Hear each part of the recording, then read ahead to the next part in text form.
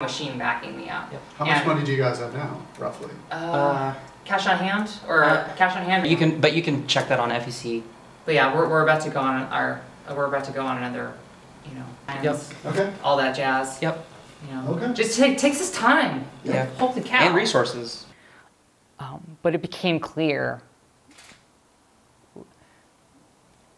almost immediately, within a few weeks of coming out, that the world is a very different place, and that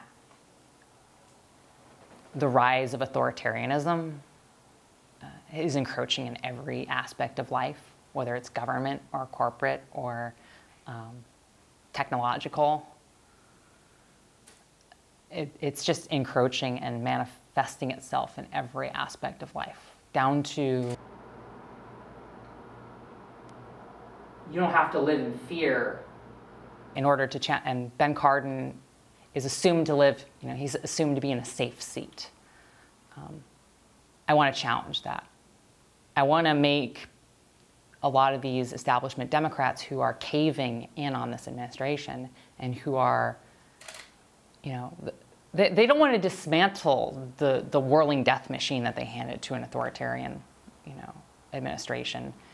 They want to take it back. They want, you know, against all of these systems, and you don't have to. We shouldn't be living. We shouldn't be having. This is a long shot campaign for Chelsea Manning. Ben Cardin has spent more than 50 years involved in Maryland politics. 20 years in the House of Delegates, another 20 years in Congress, elected to the Senate in 2006, and reelected by a landslide in 2012. I mean, that is generally a measure of how. I think there are a lot of voters out there who do want change all across the country.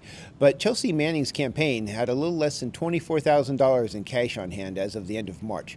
Ben Cardin's campaign had $2.7 million. That's a lot more money to be able to spread his message.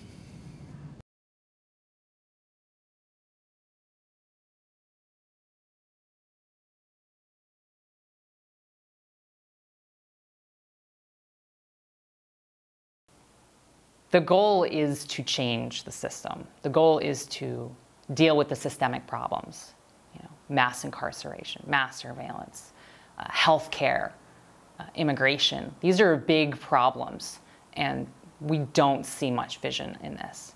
And I reined in significantly. You know, the USA Freedom Act didn't do that, certainly. Success for me is survival. I'm a trans woman, and this is a very scary time. And I worry about my friends. I've had a few friends commit suicide in the last few months. And we're embattled on all sides.